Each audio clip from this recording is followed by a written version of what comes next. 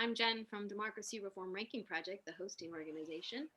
This statement says that with this event, you agree to be seen on a video and audio recording. And if you have a problem with this, we need to ask you, could you please keep your screen off and audio off from us? So please do this and hide you can find in your own video that you can hide your own self from this event. You can choose for that. And I'm going to be letting people in along the way, but I'll just start with a just opening icebreaker. Feel free to put in your name and where you're from in the chat, and if you're working on media or democracy issues. Welcome to all, and this issue is near and dear to my heart because my father was a lifetime editor publisher of small and mid-sized newspapers. And so I really understood what he went through in his whole life in order, as he was trying to do the best journalism that he learned, and he was really good at his job. How difficult it became as time went on and corporations were buying up and consolidating as they were. It made his job to have qualitative work more difficult. I'm the director of Democracy Reform Ranking Project, which is a 501c3 nonprofit whose purpose is to get and keep people engaged and focused on democracy reform to take action. And on that, here are a few questions some of you may be pondering on that theme for tonight. And if you would, could you please mute your sound, your audio on the bottom left for the time being? Well, let me mute everyone for now and get familiar with those buttons while I introduce. So the questions I'm thinking for tonight to ponder for me are, is media an important part of democracy reform? Does or how does media impact the state of our democracy, governance, and civic participation? Is it just me, or is there a fight against popular democracy, and why? What's happening to the quality of our news and information? Will there even be a local news left anymore? Is state and national news unbiased or even factual? Why do so many media companies own so much? So many media outlets? How did it come to be this way? How are media empires being grown to provide information about public policy and government that's not even accurate or even factual and intentionally misrepresenting? How is this even legal? How can we make decisions about our health, our short-term, long-term future without local news or adequate information needed for the input on governing in a country this big? How are we politically and economically divided? How's that being sown by a fabrication machine? How long has this been going on? So I'm inviting us to listen closely to these three incredible veteran media experts, Jen Senko, Jeff Cohen, and Sue Wilson, as they help us sift through how did we get here, and as they describe the current media landscape and the pressing reality of its impact on our democracy. Then Jeff and Sue in particular will help us with where do we go from here in showing local and national actions already accomplished and the way forward. So we ask you to get comfy. You can turn off your camera or leave it on as you like. Pace yourself to make it to the audience engagement part of our event tonight at around 8:10. And we'll have a second event within a few weeks of this one featuring incredible scholar on media and democracy, Victor Picard, and Sue will return. And they will focus some more on what can we do. So at any point, put in the chat to me that you would like to join future events in order to take actions for media reform to help bolster the democracy reform movement. Thank you, and truly thank you for your donations tonight. This work is truly possible through this. I'm going to introduce Jen, take notes, and at the end of each speaker, we'll have a 1 minute stretch, and you may put your questions for that speaker in the chat box at the end of the presentation if you like, or save it to ask yourself at the end. We'll extend this event till 8:45 and ensure we have proper audience participation, and wrap up of questions and answers and talk. So, without further ado, Jen Senko is an award-winning documentary filmmaker and media activist based in New York City. She's known for her socio-politically themed documentaries, like The Roadmap Warrior Women from 2000. Sorry, letting people in as I go. And The Vanishing City from 2010. Jen's 2016 documentary, The Brainwashing of My Dad, narrated by Matthew Modine, which she's currently adapting into a book, traps the disturbing and dangerous rise of right-wing media. So Jen, you're already the co-host. I'm going to mute myself and go ahead, take over the show. And folks, if you want to look at the view button on your top right corner of your screen, choose now. I suggest for speaker viewing so you can see Jen's presentation. And thank you again to all four here. Okay, I'm pulling up a slideshow.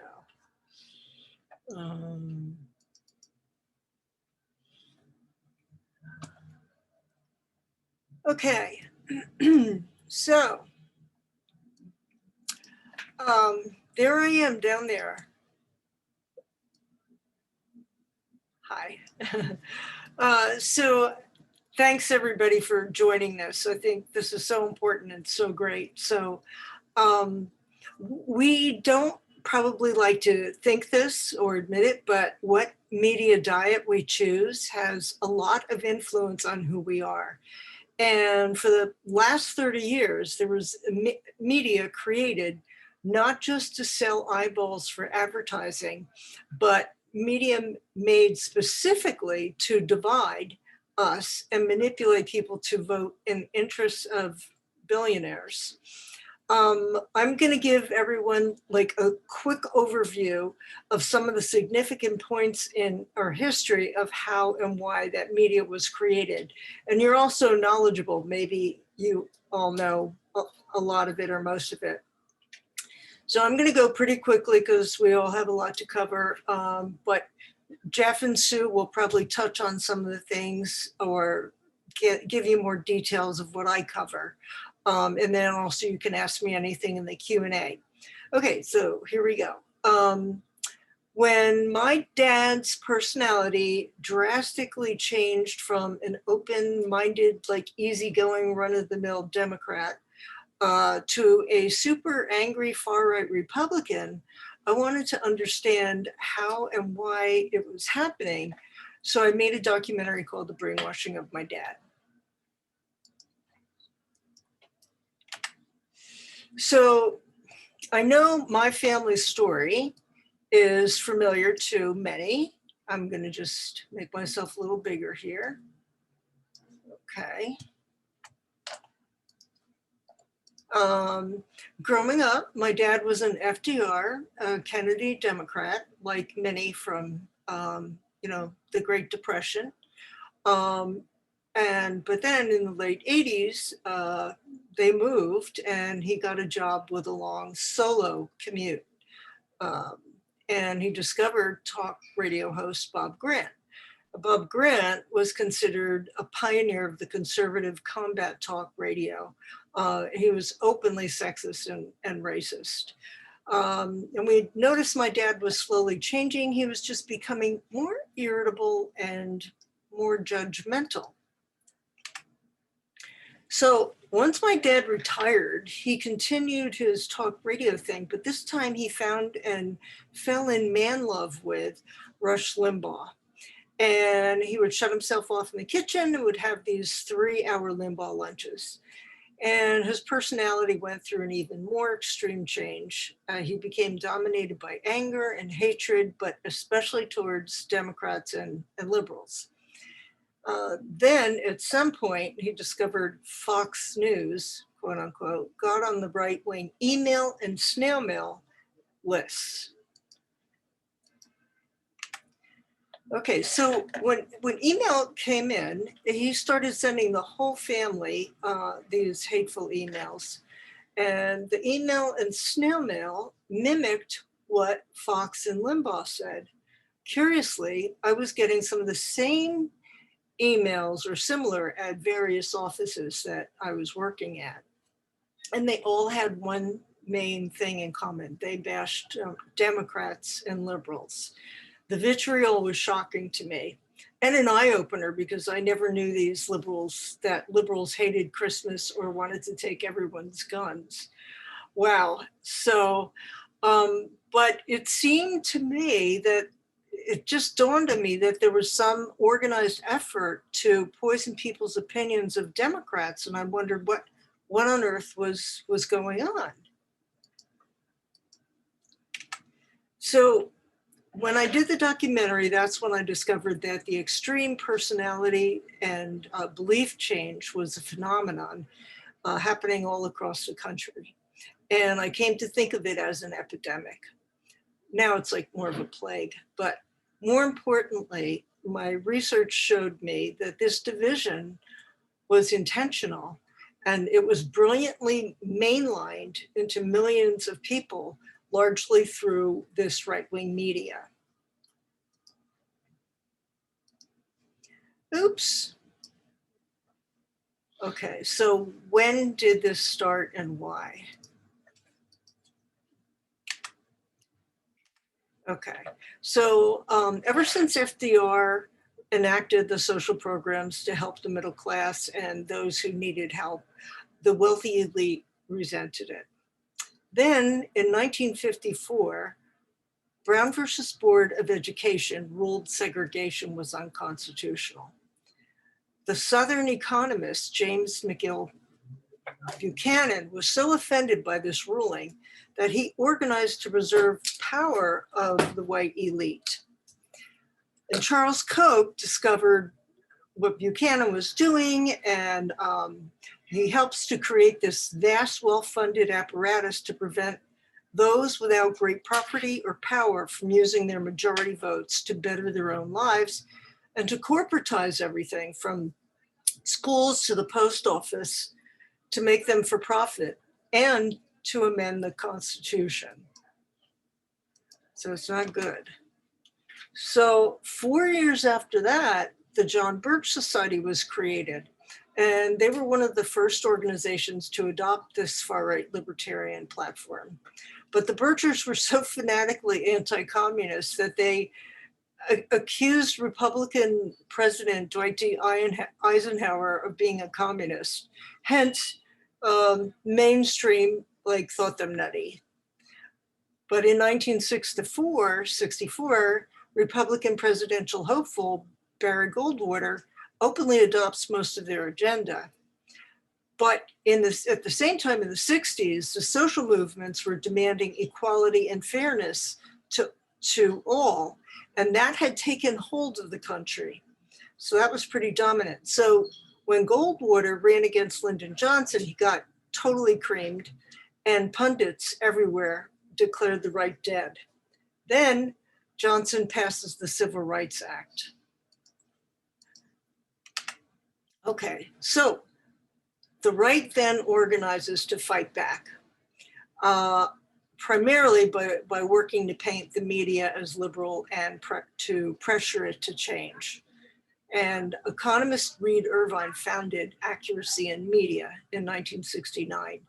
AIM's sole purpose was to be a watchdog, loudly criticize media as liberal, and create flack.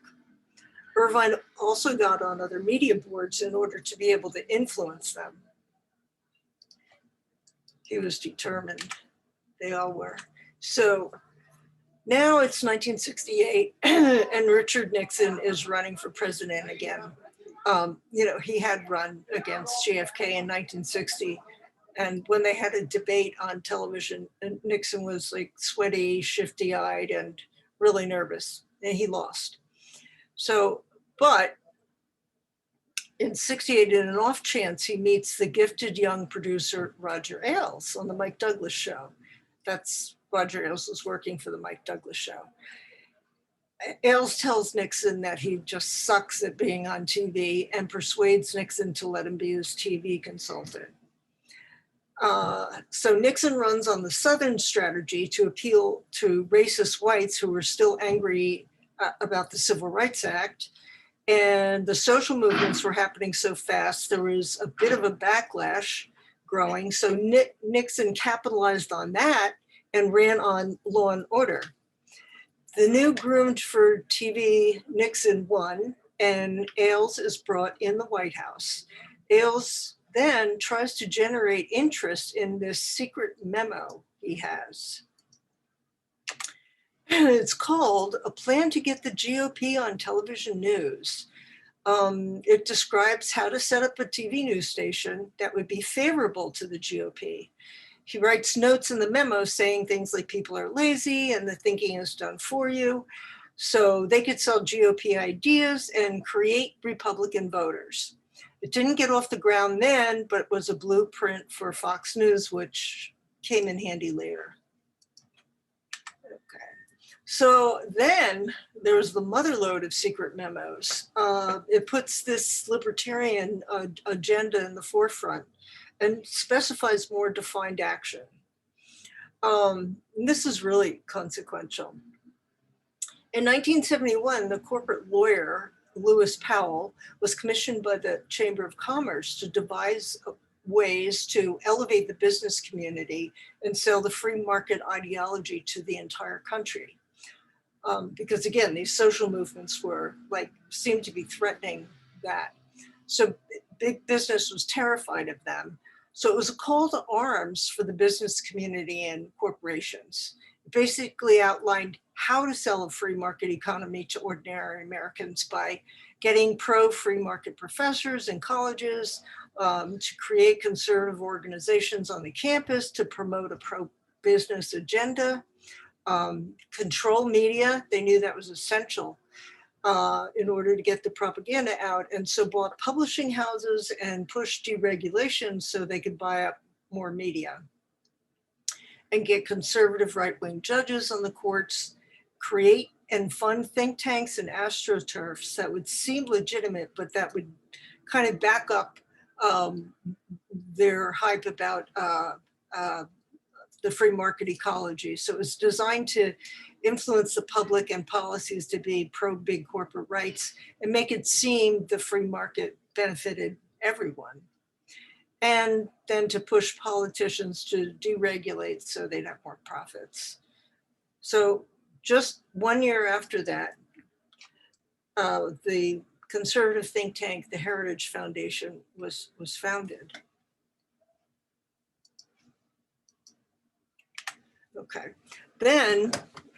So then when Reagan became president, the Heritage Foundation got really cozy with him, and they pushed him to veto the Fairness Doctrine when Congress had attempted to codify it. Briefly, the Fairness Doctrine was a policy that required the holders of broadcast licenses to both present controversial issues of public importance and to do so in a manner that was honest, equitable, and balanced. And Sue and Jeff will talk more about that. So 1 year later, in 1988, combat talk show demon Rush Limbaugh goes national. He feeds white male grievance. He bashes Bill Clinton, and that helps the Republican Party so much during the Newt Gingrich revolution that there was a net gain of 54 seats. So Limbaugh was made an honorary member of the Republican Congress. And his show is also put on military bases at that point. So, and this is something that Ian Nelson wrote an incredible book about. The movement gets stronger when the religious right joins in. They create the Council for National Policy in order to influence policy and the evangelical churches. So the vast right-wing conspiracy takes hold with two big things. Newt Gingrich, the Speaker of the House, pretty much adopts an agenda similar to the Birch Society. He hires language wordmaster Frank Luntz to help come up with language to demean Democrats and language to make their own policies, which might not actually benefit the 99% sound great. He declares that it's no more being friends across the aisle. its war on Democrats. And they state that their goal is one-party rule. So then the other thing is Grover Norquist, the anti-tax advocate, starts his Wednesday meetings. It's a brilliant strategy. Norquist gets other groups, like let's say the fur industry or whatever, to join them, and they say that they'll fight for their issues as long as they sign on to anti-abortion, gun rights, and no taxes. And Norquist's meetings are actually eventually called the headquarters of the vast right-wing conspiracy. That's what they're dubbed. Okay. This is another big one. In 1996, Bill Clinton signs the Telecommunication Act. And again, Jeff can talk more about this in detail. My understanding, the original act was in 1934 by FDR. He had witnessed the powerful influence of Nazi radio propaganda that Goebbels had initiated. And so in order to protect public broadcasting markets from being too heavily influenced by any one entity or person, it limited ownership and made clear the public airwaves belong to the people. Clinton's Bipartisan Telecommunications Act allowed for media cross-ownership and monopolies. 6 months later, Fox News is hatched by Rupert Murdoch, who hired, guess who? Roger Ailes, who already had a blueprint for what Murdoch wanted, to influence governments and to deregulate and give tax breaks to billionaires. He and Ailes had the same goal, but Ailes had all the genius tactics and tricks. Okay, winding up here. Okay. All right. So there I am down there. All right. So basically, how were so many bamboozled? They used tactics. Lie and skew was one of them. And as Goebbels said, that the bigger the lie, the better. And if you keep repeating it, it becomes believable. Create confusion and doubt. They deliberately create vague generalities so the audience can fill in the blank with messages they've already received, and creating doubt about all other media isolates and creates a loyal viewer. Blame and divide.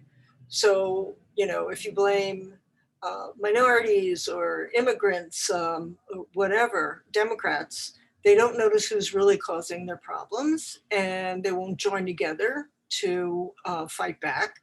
And then they're also more easily capable of feeling nothing towards the group that's being demonized, and they can treat them as less than human. Okay, brand and label, it creates images of your enemy, like Democrats are all painted as socialists, God-hating elitists, cop haters, Christmas killers, gun takers, baby killers, etc. And use of emotion and fear.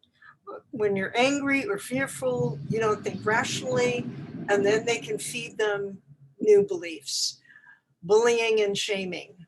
Bullying operates on two levels. One is as we've all seen on Fox News, it shuts the guest up if they're making a point that the bully doesn't want the audience to hear. Two, the fake outrage makes the bully look justified, and the bully often acts like the victim. And then accuse them first. It's the pot calling the kettle black. This is a Goebbels special. That's what Goebbels said, really worked for them. And then, of course, repetition. They just repeat it and repeat it. So it gets ingrained. and memorized, and they can easily own a lib with their alternative facts. And pervasiveness. This is something somebody brought up earlier. Talk radio, for instance, has been dominated by the right for the last 30 years. This chart actually is very generous. There's other charts which show progressive radio has a lot less than this, conservative talk radio. And this chart is basically 91%, and progressive talk radio is 9%. And then Fox is in restaurants, airports, bus stations, military bases. Then you wonder why military people some of them have become radicalized. And that's it. That's my presentation. So. That was so great. Thank you so much. Oh, I hope it wasn't boring. It was wonderful. It's so insightful. And I actually haven't talked to you for a little while. When do you see this book that you're writing on the same brainwashing of my dad coming up? When is that going to be ready? How's it going? Well, it was supposed to be last September, but then COVID happened. So now it's October 2021. Well, everybody, it's something to look for. Everybody stand and take a small stretch break before the next speaker. That was wonderful, Jen. I especially liked when your face went into the pie chart. It was so amazing. Thank you. Kind of trivial, but it was really entertaining, your presentation, as well as so thought out. And I tried not to be boring. Thank you. You're so deep in your work. If you folks have questions for Jen specifically, we're going to save the discussions for the end after Jeff and Sue. You can go ahead and put that in the chat box to everybody already if you have a question specific to Jen. Stand up, take a minute to stretch, and we're getting now ready for Jeff. So with no further ado, we know Jeff. He is a great columnist commentator who launched the Media Watch Group FAIR in 1986 and co-founded RootsAction.org in 2011. He was the founding director of Park Center for Independent Media right here in Ithaca, where I live, at Ithaca College, where he was an associate professor of journalism. And he's also an author of the book Cable News Confidential, My Misadventures in Corporate Media. And I'm going to actually drop that link in the box pretty soon here. So Jeff, take it away. And everybody, here's Jeff's link. Oh, I didn't take as a link, but I put it in your last emails about this event. So you can find it at the bottom of the PS. You ready, Okay, Jeff? I'm ready to go. Thanks, Jen.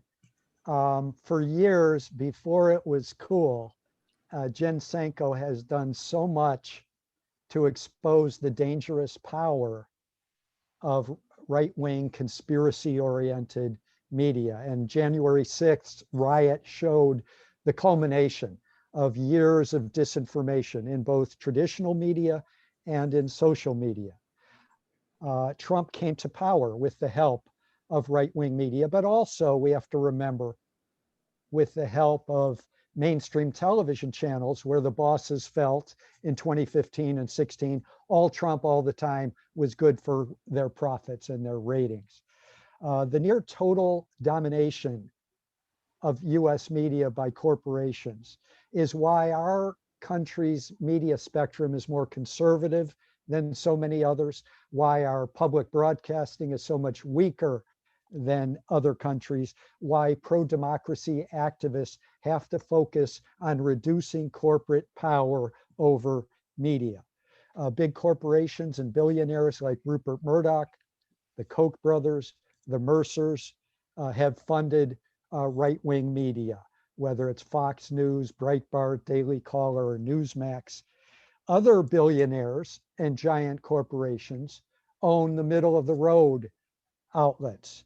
But whether you get your news from corporate centrist outlets or corporate right-wing outlets, there's an issue that will be pushed off into the margins, and that's that corporations have a huge influence over US politics and US economics. From years in and around cable news, I was a pundit at CNN, Fox News, MSNBC. I knew that the issue that they were most touchy about was the issue of corporate power. If you get your news from Fox, you will hear about an evil billionaire, one of them, George Soros. If you get your news from MSNBC, you will hear occasionally about Murdoch, you'll hear about Charles Koch, but at neither channel will you get a deep analysis of how corporations are undermining US democracy and undermining a fair economy. For that deeper news coverage, you have to go to places like Democracy Now!, Salon, thenation.com. If you're a progressive activist or a pro-democracy activist, you also need to be a media activist. And all media activists need to know who owns these news sources that I rely on or that my fellow citizens rely upon. And everyone, for example, should know that NBC, CNBC, MSNBC are owned by Comcast, a powerful corporation with a lot of political influence over both political parties. Everyone should know that CNN is owned by AT&T, another powerful political corporation. Besides dominating television, these two companies dominate the internet. They're two of the most powerful internet service providers. During the Trump era, when a lot of liberals were praising CNN and MSNBC as the anti-Trump channels, the owners, Comcast and AT&T, they were not bashing Trump. They were working hand in hand with Trump to get what they wanted. Besides the tax cuts, what these corporations wanted was Trump's Federal Communications Commission to end net neutrality, and they got it.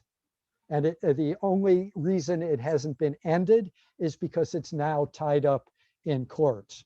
The reason that independent, non-conglomerate news outlets have grown so much in the last 20 years is because of an open internet, because we had net neutrality, because AT&T, Comcast, Verizon, they can't take websites they do not like or that they do not own or that will not pay them, and take those websites and push them into a slow lane where there will be decreasing accessibility. It's the reason that independent media like Truth Out, Common Dreams, Democracy Now!, why they have flourished. If we lose net neutrality, some of these news sources are going to die.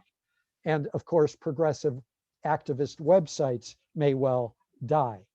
For years, net neutrality has been one of the most crucial democracy issues, but you haven't heard about it on CNN or MSNBC. It's almost never explored. And that's the power of corporate ownership and what I witnessed in media, which is corporate censorship.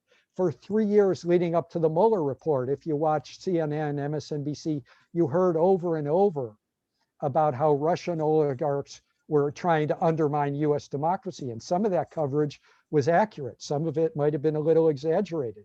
But what you never heard during those 3 years is that US oligarchs have played a much more insidious role in undermining US democracy. One of those oligarchs is named Brian Roberts. He's the CEO of Comcast. His lobbyists in 1996, when Clinton was the president, helped undermine democracy through the Telecommunications Act, and then with Trump in power in 2017 by gutting net neutrality. There's this happy myth put forward by people that want to defend our corporate dominated media system, and that's that corporate media owners, they don't care what a TV or radio host believes, what his or her political philosophy. All they care about is ratings. If you can bring ratings and audience and viewers and listeners, they don't care. It's a huge myth. I was at MSNBC as a senior producer on the Phil Donahue show in 2003, the primetime MSNBC show, when we were terminated and we were the most watched program on that channel. We were terminated for political reasons. How can I make such a bold accusation? Because internal documents, memos from NBC News leaked out explaining their political concerns about Phil Donahue. Now, with my work at FAIR and then with the founding of the Media Reform Group in 2003, freepress.net, Our message was that activists needed to talk loudly about media reform, and we needed to take media policy issues out of the back rooms in Washington, D.C., where corporate lobbyists were writing the laws and setting the rules. Our theory was if bad policy could lead to bad media content, censorship, uh, divisiveness, conspiracies that weren't true, war propaganda, corporate propaganda, that good media policy could lead to better media content and more diverse media content. There's nothing natural or inevitable about a media system being taken over by a few giant corporations. Indeed, it wasn't taken over. Federal government handed the media system to these few corporations. Jen mentioned the Telecom Act of 1996, bipartisan. It was pushed by Democratic President Clinton, Republican Speaker of the House Gingrich. Both major parties were getting huge soft money donations from telecom and media corporations. Its goal was to loosen restrictions so big media companies could get even bigger. Before the Telecom Act, there was a right-wing radio company called Clear Channel based in Texas. They owned, before the act, about 50 radio stations across the nation. Within a year, they owned more than 1,000. Now, it later changed its name to iHeartMedia. When I ever hear the words Clear Channel or iHeartMedia, I think of Bill Clinton.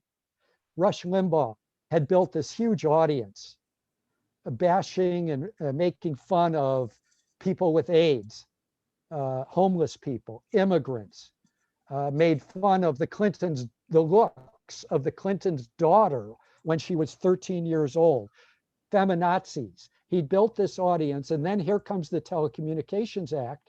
Clear Channel gets bigger, and it allows right-wing talkers like Limbaugh to get even bigger on these newly engorged media outlets.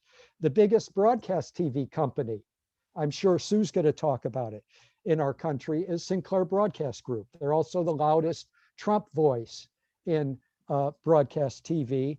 Before the Telecom Act, they owned 12, the maximum, 12 TV stations across the country. Soon after, they owned 40 or 50. Now they own almost 200. We can thank Bill Clinton for that. In 2003, the FCC was talking about loosening these ownership restrictions even more, and a huge activist rebellion arose. Millions of people signed petitions. Never had so many citizens reacted and spoken out about media policy, and we won. A few words about public broadcasting in our country, and then I'm going to end with 4 media reform points.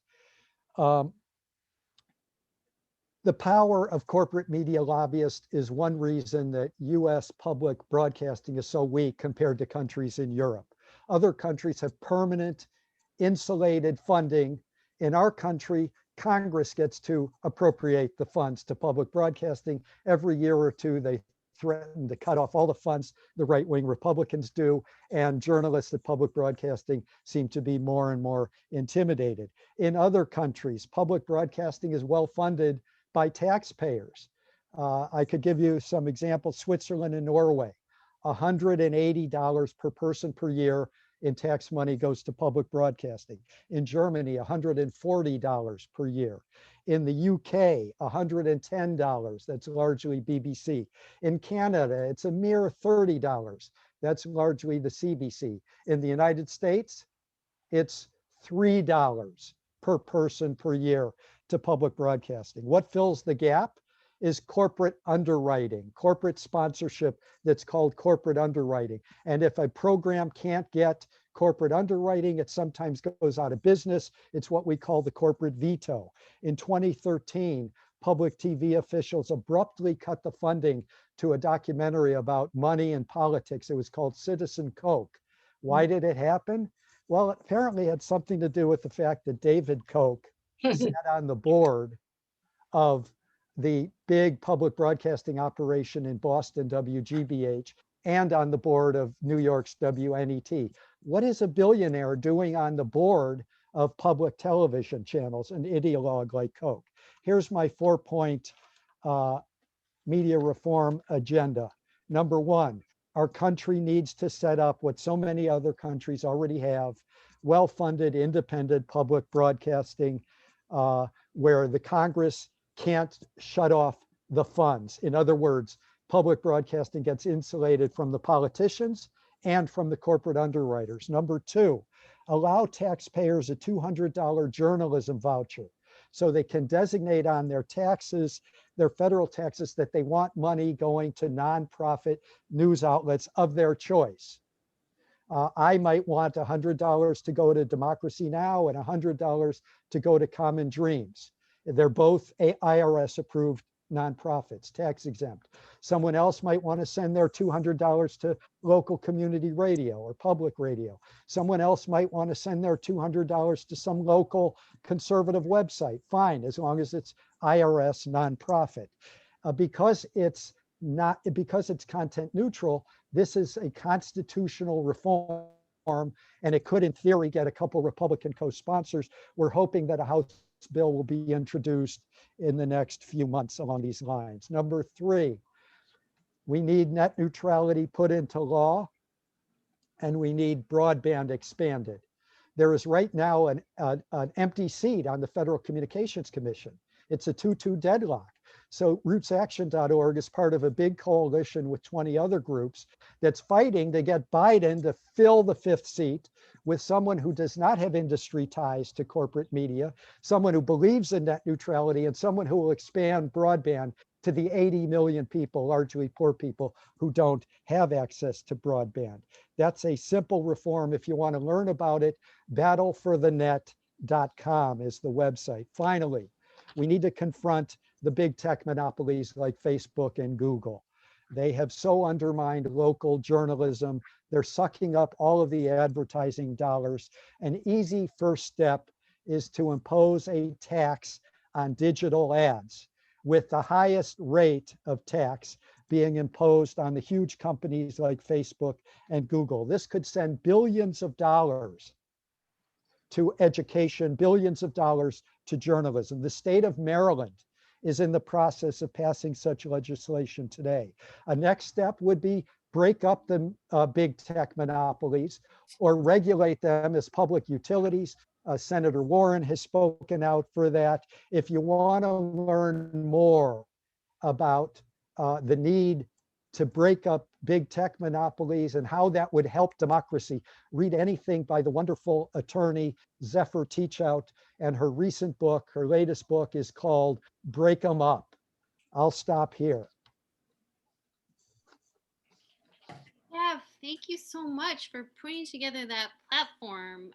And people are already jumping up and down waiting for your notes of your presentation. So I'm so pleased that you bring all your richness to this event, and actually having worked in that profession as well. I think it just gives you such an incredible view Thank you. on this. And thank you for your dedication to education over the years. And Thank you. yeah, and I'd actually like to acknowledge Adelaide as well for her commitment to the schooling here in the area on the same. So stand up and stretch, everybody. Take a drink of water. We have one more speaker who also has a vast experience in the trade, so to speak. I mean, the media broadcast trade. And Sue Wilson is also a former Emmy winning broadcaster turned media reformer. Her documentary Broadcast Blues, which I watched, focuses on media policy, and SueWilsonReports.com archives her media reform journalism. The Media Action Center that she hosts holds broadcasters accountable to the public interest, including a 2020 amicus brief to the Supreme Court, which is a big deal. And I'm so pleased to have Sue with us. And after Sue, we're going to have a bigger discussion. So if you have a question specific to Jeff or Jen, put that in the chat already, and we'll try to get to those. Sue, would you like to take it away? I'll assist.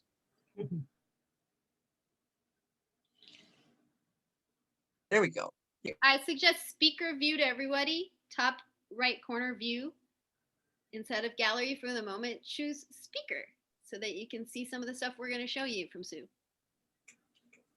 Speaker view. Wow, this is such a treat. I mean, listening to Jen and listening to Jeff and kind of looking at these questions that are coming in, this is so much fun. There's so many smart people here, and I'm really gratified to be part of this. This is great.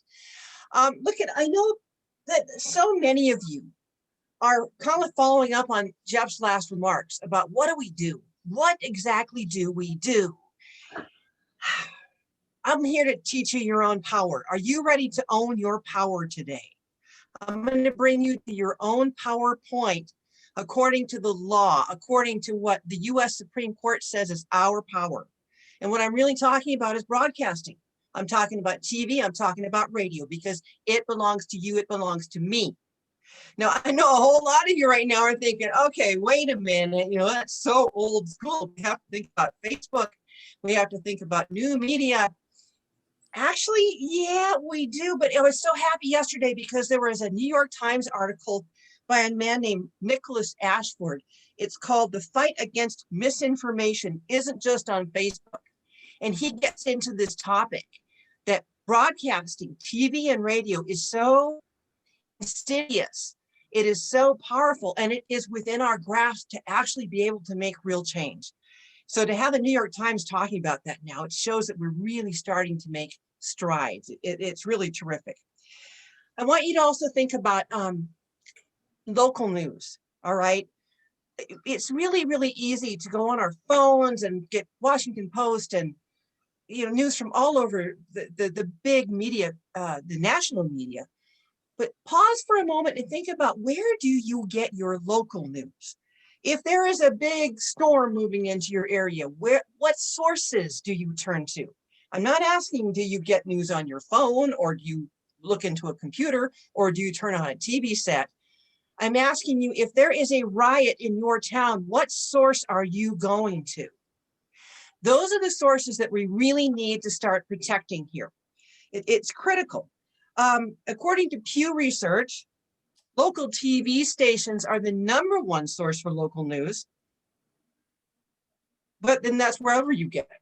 But local TV beats out local radio and local newspapers combined.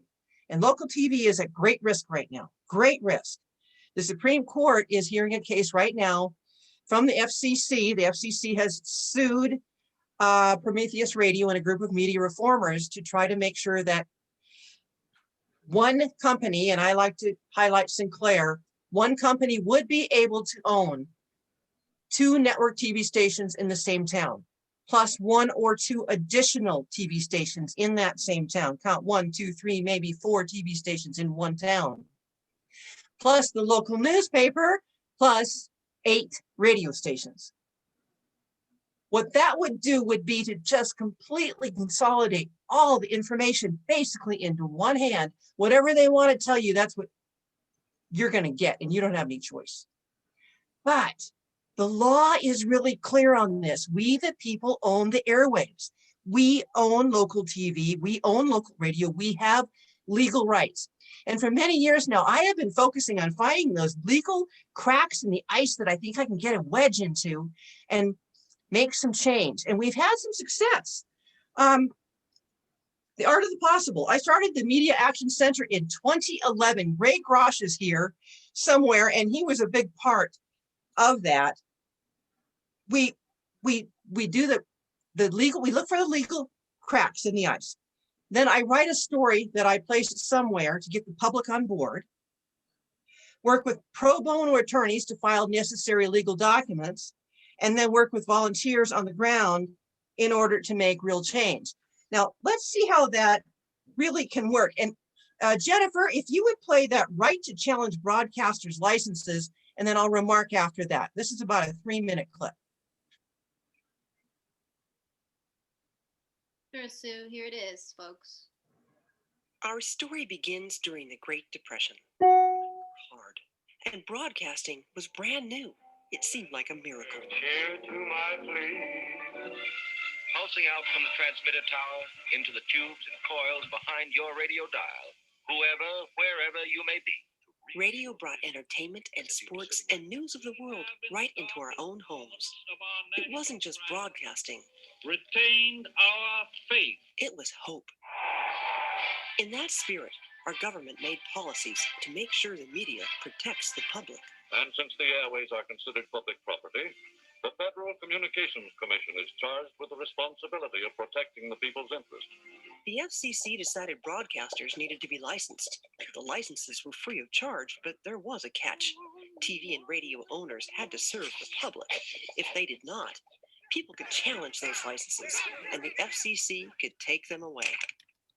Take the case of Entercom's radio station in Sacramento, KDND, who sponsored a water drinking contest. Hold your Wii to win a Nintendo Wii. I think some 20 people entered the contest. How much water do you think you can drink before you have to wee? Oh, dude. You should get water poisoning and like die. During the show, any number of people were calling in and saying, look, this is a dangerous stunt. Someone could die. Those people that are drinking all that water can get sick and possibly die from water intoxication. Yeah, we're aware of that. They sign releases, so we're not responsible. The staff laughed this off. Hey, Carter, is anybody dying in there? We got a guy that's just about to die.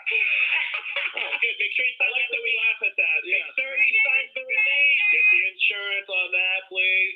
Ultimately, a young woman, a mother of 3 children, I believe she was 28 years old, if I'm not mistaken, consumed about 2 gallons of water. Oh my gosh, look at her belly. Are you pregnant? Come on over, Jennifer. Are you okay? You want to lay down? What do you? She can't even walk. You gonna pass out right now? Too much water. My head hurts. They keep telling me that it's the water. This is what it feels like when you're drowning. Just hours later, Jennifer Strange died. The family's attorney asked the FCC to take the radio station's license away, but 2 years later, the FCC has done nothing with that Entercom station. Instead, it has rewarded Entercom with 14 additional station licenses. Let's look at it 2 ways. Either Entercom doesn't have the chain of command, in which case, why are they given licenses? Or they did have a chain of command and they approved this. Again, why are we giving these people more radio licenses? Why aren't we thinking about pulling some of these licenses away from them?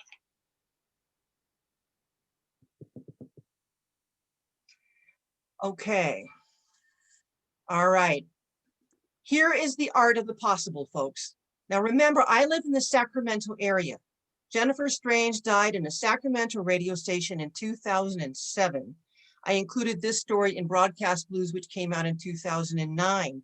That same year, in 2009, and the attorney, her family sued and it went to court. I lived in the Sacramento area. I drove to the courthouse every day and I covered this case for the Sacramento Press. So I had a pretty good bit of information. Then I went through the courthouse in Sacramento and got more information to develop a case, which I then wrote into a brief and filed a petition to deny the license of KDND, Entercom's radio station in Sacramento. That was filed in 2013.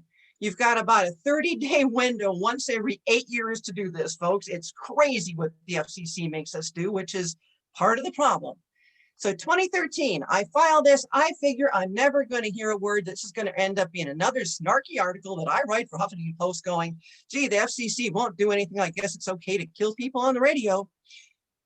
Then one day I get a call from my attorney. He says, hey, you're not going to believe this, but this thing is going to trial.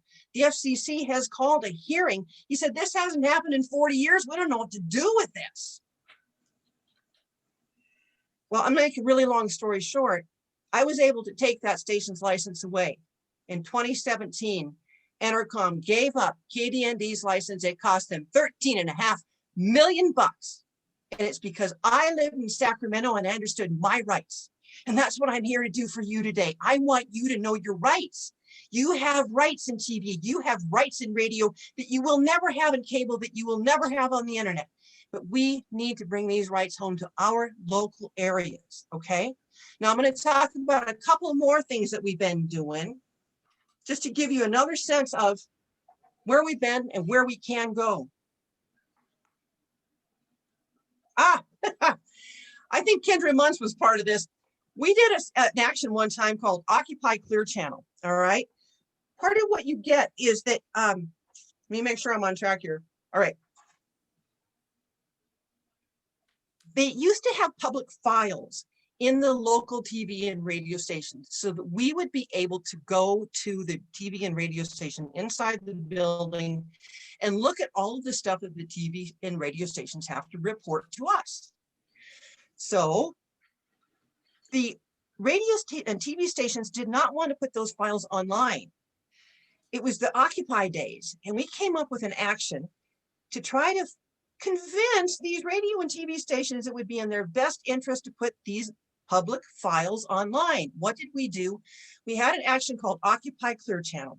We sent teams of people in all over the country to walk into Clear Channel radio stations on the same day to do public files inspections. It was so darn much fun. It makes me laugh to this day. After doing that, after they didn't know how many people, how many stations we were going to do. I think we only got like 6. We had Sacramento, Washington, D.C., San Francisco, Milwaukee, Madison, Saratoga, Jacksonville, and West Palm Beach, Florida.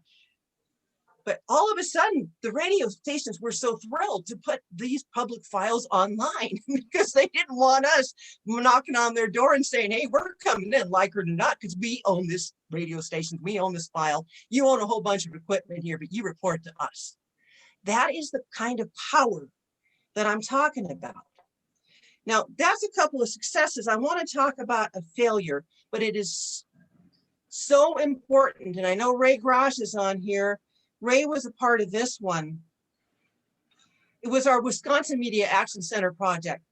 We proved that 2 giant radio stations in Milwaukee, I'm talking 2 50,000 watt stations that basically broadcast over most of Milwaukee into Illinois, into a couple other states, big radio stations, had 5 local talk radio hosts on the air every single day between 2 stations.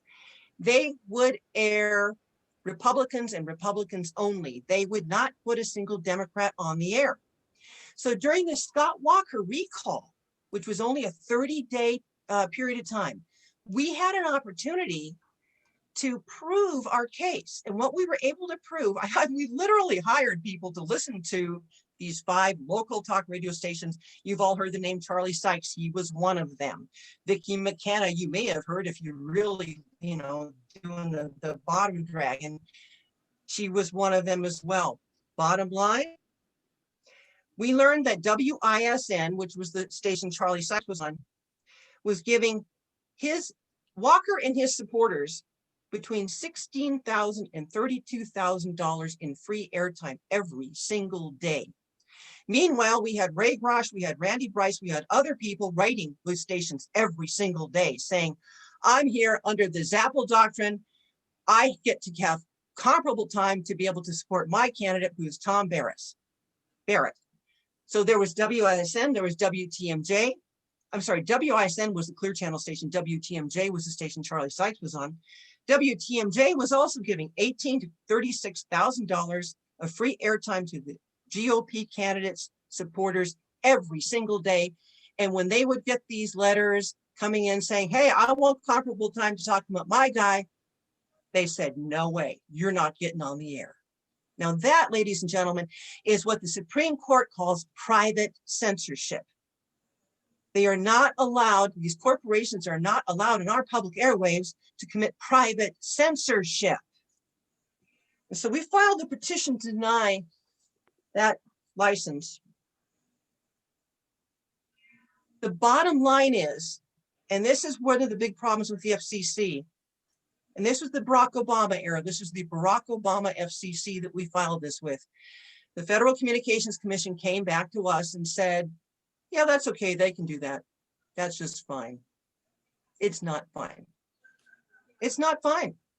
And the FCC is a big part of the problem. And here's a little bit of news for you today, folks. In just a couple days, I'm suing the FCC. I'm taking the Federal Communications Commission to the Third Circuit Court of Appeals because they have refused to reply to a Freedom of Information Act request that I made back in October. There's something wrong between the FCC and this whole Sinclair deal that they throttled. And I'm trying to figure out what it is, but there'll be more on that later. But you're starting to see the art of the possible, okay? This is our medium. We can own it. We can do things here. All right, now, I've talked a lot about private censorship. The First Amendment does not protect private censorship by broadcasters who are licensed by the government to use a scarce resource which is denied to others. Private censorship. What I'd like to do now is ask Jennifer if she could put up that photo that says Fairness Doctrine Language 2. There we go. Here's what the Fairness Doctrine said, folks. All it said. Fairness Doctrine said you have to provide a reasonable opportunity for contrasting viewpoints. Didn't say I had to give equal time. And I say, I work for KCBS television in Los Angeles under the Fairness Doctrine. I didn't have to provide equal time on my show called At Issue. I had to provide a reasonable opportunity for contrasting viewpoints.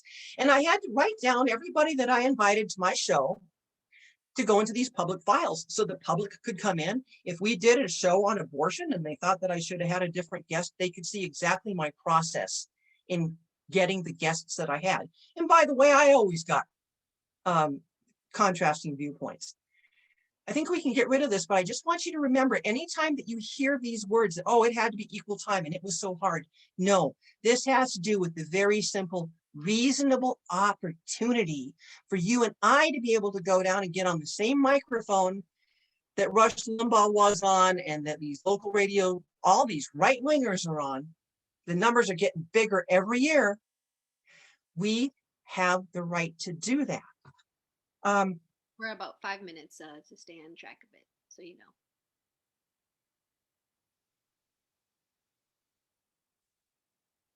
Yeah, I mean, you know, we even got rid of the personal attack rule.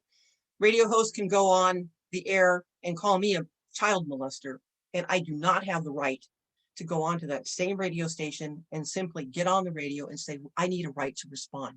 So folks, everybody's talking about the Fairness Doctrine. It's a good thing. My personal plea to you is let's stop using that term because it has been poisoned. It is toxic because of the right wing. They have trained their minions. Every time anyone says the Fairness Doctrine, it's like, oh, that's the devil's work. The Fairness Doctrine is terrible. I'm asking you to start using the words, the right to respond. We just very simply want the right to respond in our own airwaves. It's very simple. It's very friendly. That's all we're asking for. Okay, let's take a very quick look now at the clip called Right Wing Hijacks Radio.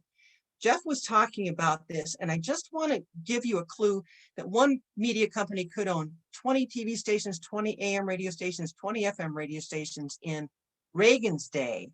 And they've been playing us ever since they got rid of this Fairness Doctrine. It took an act of Congress to put Rush Limbaugh on all over the country, but the Republican-led 104th Congress did it. It completely changed media ownership rules, and Bill Clinton signed it into law. The 1996 Telecommunications Act suddenly allowed big companies like Clear Channel to own 1,200 stations nationwide and program them with conservative talk radio. That's why so many voters set the bar so low. And looking at the 5 largest operators, what we found was a 9-to-1 or 10-to-1 advantage of conservative talk show hosts, self-declared conservative hosts, versus folks who declared themselves liberal or progressive. An advantage of roughly 2,500 hours of conservative talk as opposed to 250 hours of liberal or progressive talk. This is an extraordinary imbalance.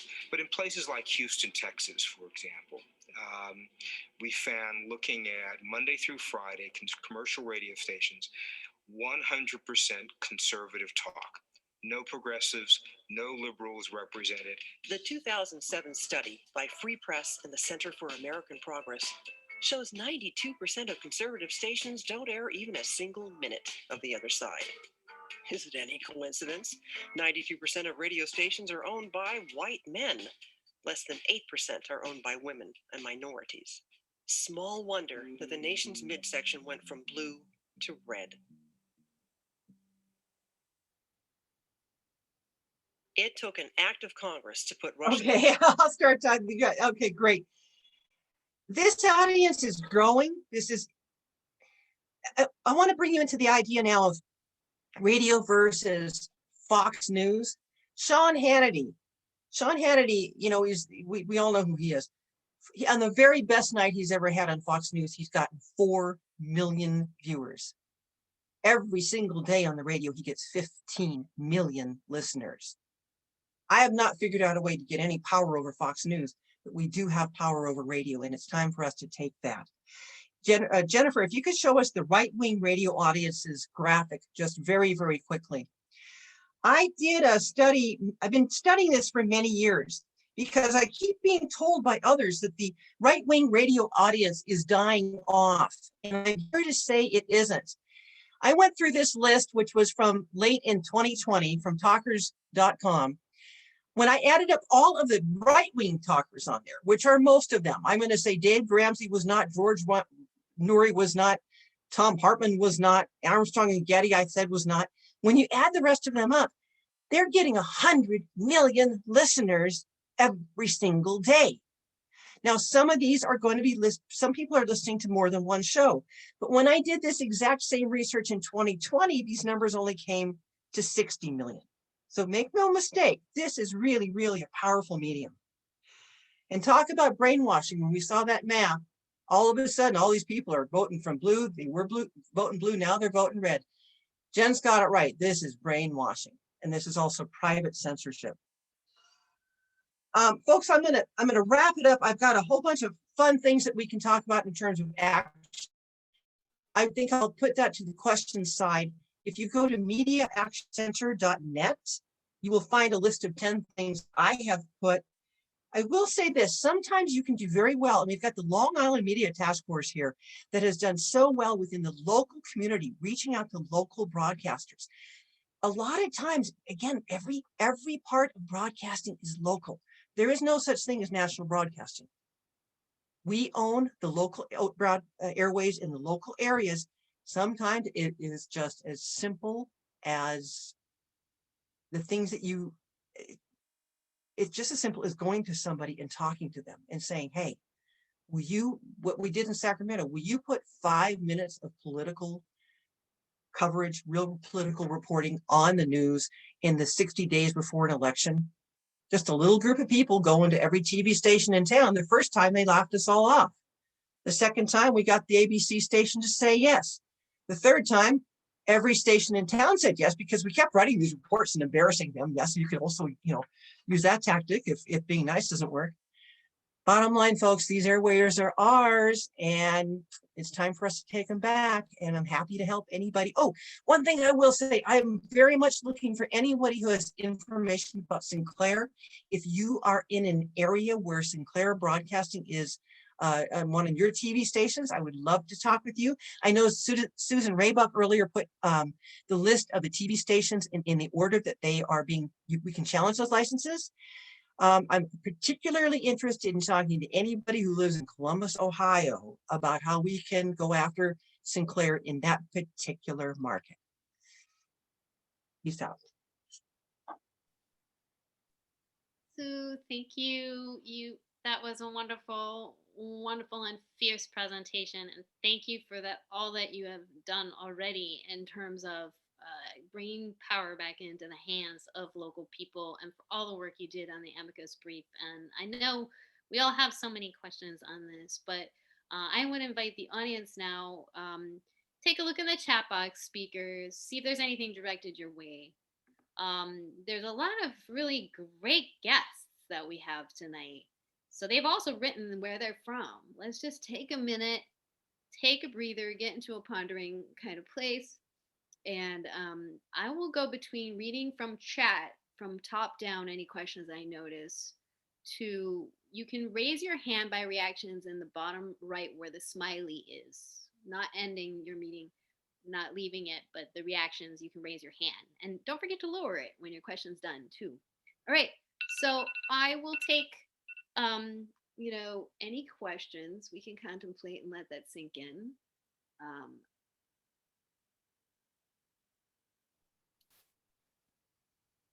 And I'm going to invite you to open up the gallery view on the top right corner. From speaker, move to gallery and filter through pages if you want to see your colleagues here tonight. All right, I'm seeing immediately Ian. So if you could remember, the longer you share, the less that is for someone else. So please keep your question and comment to 30 seconds or so. Go ahead. All right, thank you. So Jeff, you had mentioned a number of different things that are worth doing with regard to building independent media. We also have some things to do for regulation. But my question really is for any of the speakers, and is there one thing that you think either isn't being done or something that maybe perhaps we should focus on just as a movement a little bit more? I'm asking that because I keep landing on that. I keep learning more and watching more, and I keep landing on this idea that people become so entrenched in their views and their habits. And I feel like activism around independent media and media as a whole, we're always playing catch up there. We're fighting TV and then cable comes along. We're fighting cable and then there's social media. There's social media, but then there's TikTok, which is like 10, 15 seconds. So there's always playing this catch up. And to me, it just seems like the issue comes down to how do we educate people as early as possible to think critically and know how to question sources. So that's my question. Do we need to do that more? Do we need to plant the right lens in people before these bad habits develop so that they can apply it regardless of how media develops? Who's taking this? I could start real fast. I think all of the reform ideas you've heard, Sue focusing on broadcast, and some of the other issues, reforms that we've proposed that push independent media up or make public broadcasting public, they're all good. There's not a single issue. I think they all go together. But in terms of your question, we should be teaching civics in school. We should be teaching media literacy in school, in elementary school. And Project Look Sharp is the great project I know you know about, Ian, at Ithaca College. We just need to fight. You were asking about the younger age so people can discern what's true and what isn't true. I think it's about media literacy and it's about civics education. And that's a problem that we didn't address. We focused on media, but it's a problem in our education system. And then just to be clear, the main reason I'm very interested in this is I think the average age that someone's getting a social media account now is 11 or 12. And they are starting to get influenced by these very carefully crafted messages before they would have any idea that that's even happening. And they get sucked into that system very early. All righty. I'm going to give something from Art, who's actually an activist elections journalist, long time. He says, how should anti-vaxxer hyping be handled and how realistically rein in social media companies? Yeah, my basic point had to do with these powerful algorithms that are still there, and reports keep coming out that despite promises are not real, social media companies are not cutting back in a meaningful way in terms of their extremely powerful monetizing algorithms that make profits through hate, fear, and paranoia. And that's, engulfed, about nearly, a very large portion of the public.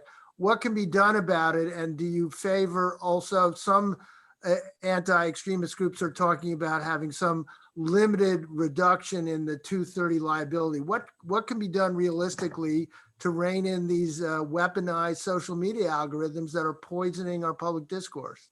I want to say that the future event series is going to focus more on the synergies and the cross reinforcement between media sorts.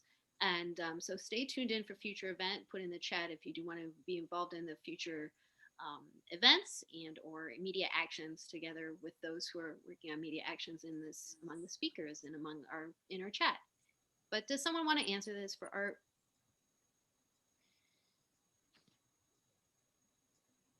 I'll go real fast.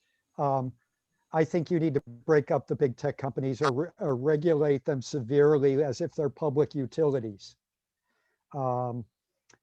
Clearly, their business model at Facebook and Twitter and other social media is, they're viral, they're sticky, they want to keep feeding you messages, they keep you stuck on their website. Their business model is what has caused hate and violence in lots of situations, whether it's the January 6th riot on Capitol Hill, Charlottesville, or the worst example of Facebook is the way the military in Myanmar used Facebook to directly incite rape and murder of the Rohingya Muslim minority. So I think you've got to go, I think messing around with Section 230 is not the way to go. I think I'm more with Zephyr Teachout. You've got to either regulate them severely as public utilities or break them up. Alrighty. I think I'm going to bring in Catherine on Catherine's iPhone. Go ahead, Catherine. Hi, Catherine McGregor here, Jen Senko. I'm in Los Angeles. I've talked to Jen on the phone, but I've never seen you face to face, I don't think. I wanted to ask about the First Amendment is being weaponized. I know I've been told there are other countries that are democracies that still regulate truthfulness. And so I'm wondering if there's a way that we can write our Congress people and ask them to reform the Telecommunications Act I'm just stymied that I don't see Congress moving to do anything. I watched the hearings for tech last week and I do think there's probably going to be reform for tech coming because I think they're pretty pissed off at tech. But what can we do for news media like Fox News or how could we address Congress with this? Sue or Jen, do you want to jump in? I think that we have to make all of this media part of the same ecosystem. Right now, Congress is really excited about this Section 230. And I'm here to tell you that Republicans are very excited about reforming Section 230 of the Communications Act because they're hoping to create a fairness doctrine that will help Republicans to get better airtime or better time on the internet. What I'm seeing is that Congress needs to be tying the reform of Section 230 for tech to the reform of the 1996 Telecommunications Act and to restoring a right to respond on radio. Make it part of the same ecosystem, do it all at the same time. Now, getting through to Congress with this, I'm hoping maybe somebody here will be doing that. We're sure trying. But I'm seeing it as if we can use Section 230 as a lever to be able to say, okay, we do need to make some repairs here, but let's fix these other very, very broken things at the same time. I do know that they respond to constituents calling. So I just want to encourage if someone could come up with a solution to present them and then get people calling Congress, it might be very effective. Ian says, unless tech can push it back until the midterms approach, in which case the Dems and everyone else will be trying to get donations from the industry. And that's a big part of the problem. I mean, that really, when you start working in the public interest, like I think so many of us do, we don't see it from a Democratic versus Republican framework. We see it from a public interest framework. And when they start pushing it into the political arena, that's where we get into trouble. The way I'm seeing it is we have a 2-year window. We have about a 15-month window of time, really, in order to get some of this stuff through right now while the Democrats do have the power. The challenge I have seen in all of these many, many years of doing this, and I've been in it almost as long as Jeff has. I started this in 1998. The Democrats have made media a non-issue. They're just now waking up to the fact that it's an issue. And it's going to take a lot of education. But I like your idea, Catherine. I'll work on that, some language that we could be able to put out and say, get on the phone and start calling these people. Yeah, and get it to move on or indivisible and have that, just get citizens calling their congressman en masse or woman, congresswoman. I think that there's a possibility, since the right wing hates big tech and progressives have a reason to hate big tech, there's possibility of a right-left alliance in Washington around that. And when I said this $200 voucher idea to try to help local journalism or help, that's something that Republicans, you might be able to get some sponsors, and there's an effort to try to find Republican sponsors for that $200 voucher to journalism idea. So I actually did have a question, and I did read a paper on it, but I do think it's good to answer this question tonight. What makes all of this incredibly propagandist, non-factual news legal? I think it is important to address. Someone could answer it.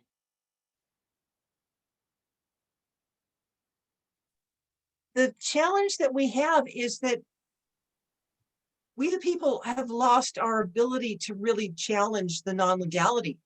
I mean, what we're seeing right now with the Alex Jones case, for example, is that you've got, Alex Jones goes on the radio and says Sandy Hook was a complete sham. It was a false flag.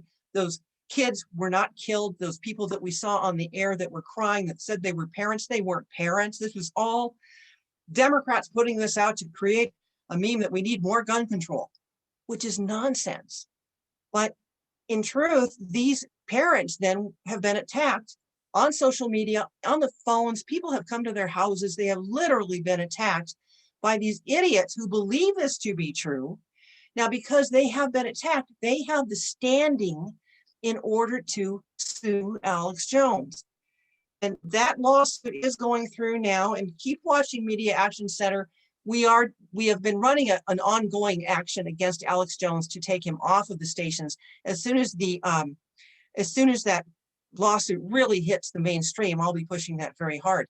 But we have to develop a right for we the people to be able to engage to where we have standing. And I'm going to look for a quick note here, and maybe Jeff or Jen could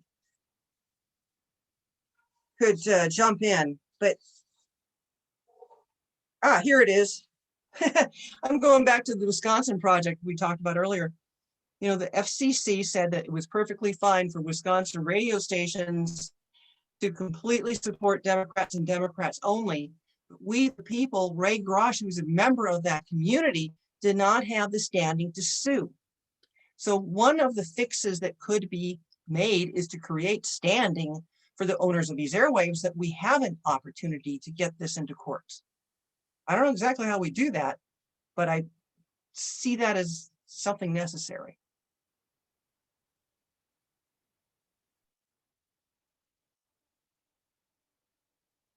Let's see. Roger says, what about right-wing hosts on Fox or anywhere else defending themselves from libel in court by saying they're only entertainment, not news? No reasonable person would take them at their word. I guess this is a bit more of the same. I don't think there's a big distinction in the law. If you defame someone, if you incite violence against someone, they can sue. And I'd like to see more suits like the ones against Alex Jones. I'm a believer in First Amendment, a lot of diversity of views, but someone like Alex Jones, you got to sue him off the air, and they seem to be succeeding. Jeff, I have a question. What about, making there be some kind of law for correct labeling? Like, for instance, Fox labels itself as entertainment, but it calls itself news. Would that be infringing on First Amendment rights if Yeah, I don't think a lot of people object to that and find that, indefensible. I'm glad your movie and your organizing has raised the issue that it's not really news, but I don't think how someone characterizes themselves is a real avenue for us to win something. I know it was tried. I remember them to duck responsibility when they're challenged in court. That's my understanding. Yeah. Well, I have a little different viewpoint on that. there's a crack in the ice called bona fide news. And this comes into play with political advertising. The remaining vestige of the fairness doctrine is the equal time rule. Equal time means that if you are a candidate for Congress, say, and there is a local TV station that covers the opposing candidate and they give them 2 minutes of time, they have to give you 2 minutes of time on that station, okay? But the codicil in there is that it has to be a bona fide news show in order for that to work. Now, for the record, if this is a third party thing, it's completely different. But what I'm seeing is that there's this concept of bona fide news. Now, what's bona fide news? And Jeff, you'll know this one. Donahue was considered a bona fide news show because they were willing to discuss politics on the air and, from time to time, all right? What I'm seeing is that these talk radio hosts, and this came up in our Wisconsin project, one of the stations there, the talk radio stations made a legal argument that talk radio is bona fide news. I think there's a lawsuit waiting to be made to challenge that concept and to be able to start talking about what is bona fide news. It's a legal term. Let's define it and let's go from there. Yeah, I think that's related to broadcast stations. I think Jen Senko has talked over the years and done a great job about, Fox News. Is it misrepresentation? That's cable. And I don't think you'd have that same legal argument because it's not broadcast. As you said, we have more rights to go after broadcast radio and TV because that's the public's airwaves. And every Supreme Court case has affirmed we, the public, own broadcast TV and radio. Would there be a Telecommunications Act that would include cable? I'd love to see it. Again, our problem is we don't have enough voices in Congress. I'm for a multifaceted media reform of the kind Sue mentioned, where we'd take on a bunch of these issues. But I remember there was a media reform caucus that was started by our wonderful Congress member, now deceased, Maurice Hinchey from upstate New York. And I think we influenced him at FAIR and at freepress.net. But now the very few Congress members are talking about it. I'm thrilled when I hear Senator Warren talking about breaking up big tech, and a few others are talking about it. Congressman Cicilline from Rhode Island is talking about proposals to fund local journalism. I would love to see a omnibus media reform that went after broadcast, cable, high tech, big tech.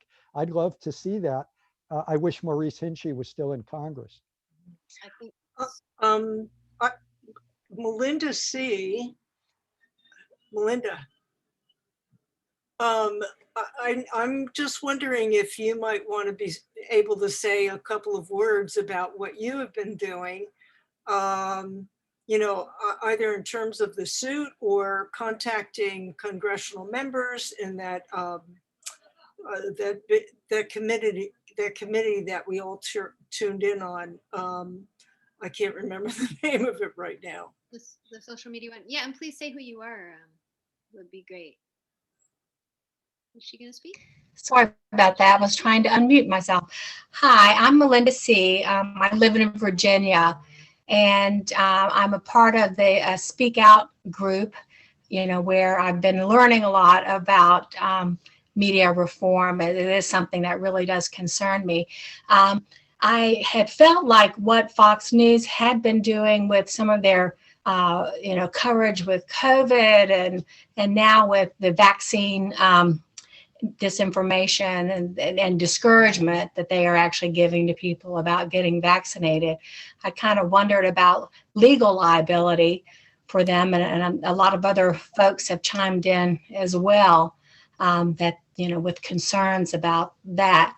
I think that holding them accountable through legal means, really could be something that could impact, their approach, what they're doing with disinformation. We became aware that the House Subcommittee on Communication and Technology has been having hearings. I think someone mentioned the hearing last week on the social media groups, but I think at the end of February, there was one on called Fanning the Flames, Disinformation. And so, we've been hopeful that they are actually looking at some of these issues and wanting, to do something about it. So we have been in contact with the members of the subcommittee and sent them copies of the film and links to the film. So we're hoping to connect and get an opportunity for Jen and Sue maybe to have conversations with the Congress men and women on these committees. So Jeff, that's you been could something join that if I've we can been. get in. If we can get in to talk to them, we'd love to bring you with us. Yeah. You get a Yes. meeting, I'll be there if you can arrange a meeting. Yeah, we're working on it. I guess we're gonna let Laura go, but I just wanted to mention that Susan, more on a sort of omnibus idea, says, Thanks, Melinda. is it possible to do a sweeping reform of all media regulations so cable, social media companies, radio and television have public interest obligations? There aren't limited airwaves with digital platforms, so how would we move in that direction? And Rachel says, is there someone who has a simple list of language or frames we can use to counteract right-wing language frames in the way we should say right to respond instead of fairness doctrine, for example, but any semi-exhaustive lists? So those are two fairly substantial questions if you wanted to say more. I did get back to Rachel. I said that she could email me, but language, it's what she's asking actually is really important. I've got this card, and on the back of it, I send it every time somebody buys a DVD or a poster. It says the top part is support independent media, and I got a lot of that list from Jeff. But then there's language matters. Okay, so this isn't really quite related to media, but the right wing has just really had this vast right wing conspiracy where they focused on everything, and really Democrats and liberals hadn't for many years. So, for instance, instead of the term liberal media, you call it corporate media. Privatization, you call it corporatization. Regulations, call it public protections. A lot of these are from George Lakoff. Gay marriage, well, that's the right to marry. Entitlements, earned benefits, pro-life, government-controlled pregnancy, pro-choice, pro-freedom. See, we have not focused on language. I remember listening to NPR a few years ago, and I would hear Democrats repeating the same phrases that Republicans use that I knew they created so that they could be in control of framing the issue. So, and George Lakoff back in the 90s was waving his hands at the Democrats, trying to get their attention, saying, look, you guys have to concentrate on language too. So it's like that saying, the Republicans showed up with AK-47s and Democrats and liberals showed up with like butter knives. So, and I think it's taken a number of decades, but I think that, they're finally waking up and realizing, oh, we've been waged war against, however you put that. So I might have gotten a little off track with the language matters, but I think it's kind of all goes in with media. Yeah, I think we have two more. Did anyone want to follow up on Susan's additional thoughts on obligating public interests also in digital? Well, I just wanted to say that Sue Wilson has pointed out how we have more rights when we go and fight for reform of broadcast TV and radio, but there's still antitrust legislation on the books when it comes to the big tech, Facebook, Google. That's about antitrust. breaking up monopolies. And so groups like rootsaction.org, Demand Progress, we've been fighting over who Biden is appointing to the antitrust division of the Justice Department, because that will play a big role in whether they go after Facebook or Google. And so we've been worried that they're hiring people that were lawyers who used to represent Facebook and Google. That's Joe Biden thinking about appointing those people. So, I mean, we have ways legally to go after every sector of the media and bring about some reform. Obviously, broadcast gives us a few more rights. Can I get in my points before we close up, because it's getting close? Yeah, I'd like Laura. I would like Laura, and then I want to take Patrick's in a last question. Thank you. A couple things. I spent over 30 years of my life in advertising on the media end. So some of this is a little cutting close to my old home. But I'm wondering, is it really, do we still have broadcast media when you can only get those channels if you have cable? Or if you have to get them online?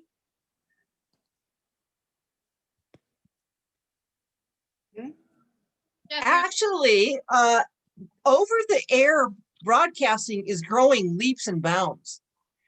Let me see if I can find that here for you very quickly. Also, just as an FYI, here in the city of Poughkeepsie, which is part of the New York City metro area, I have like one Albany station, which happens to be your favorite, so owned by your favorite people. Yes, but everything else is either like a cable station or New York City local. Even the Spectrum Hudson News, because I have Spectrum cable. The Spectrum station shows most of what they show on New York One from New York City. They show very little of what's happening here in the Hudson Valley. And that's a big change from a couple of years ago. We have the same here in Ithaca. I have to watch Syracuse for news on TV, and the Journal doesn't carry much local anymore. So, is that because local stations have closed around you, or is that because the radius of what's being broadcast to you has changed, or why is that? I'm not sure. Even the radio stations here, I have trouble getting reception of them on my little clock radio. A number of them are iHeart radio stations or Fox radio stations. They're not independent. So one of the things I'm going to announce in the end is Sue's availability to consult with locals about their situations. I think it's a great offer, and that's why I want you to say if you want to be continuing on in this activist network, I can connect you, and Sue's offered her email address. I think we should move to local news, that subject in general. And Patrick has said, what can we do to bolster local print journalism? It seems apparent that there are fewer local journalistic jobs and careers, and hedge funds and others scoop up local newspapers and cut costs. And it's a big issue to me too. And I wanted to mention Joe Six still had that question, but mine was just, what are we going to do at any economy of scale in order to adjust this massive consolidation and big buyout of the airways that Sue mentioned, which very well connected to internet and social media at the same time, cross reinforcing itself, as well as this dying, a little obliteration of real local news. How can funding many small nonprofits reach the scale we need to change in every community across the nation that needs coverage? So there's that. And lastly, Sue Six wrote in this beautiful submission earlier from the March 24th New York Times Morning Daily on media bias regarding COVID-19. David Leonard, and she says, my question is on the ubiquitousness of the US media shaping their coverage negatively, positively, top story for weeks or virtually ignored. It has nothing to do, and Sue has said this too, this has everything to do with ratings. So thank you for that. She asks, how can we make it a national scandal? This should be a national scandal. Okay, folks, if you could answer that, and then we'll have the closing remarks. Anyone want to answer any one of those loaded questions?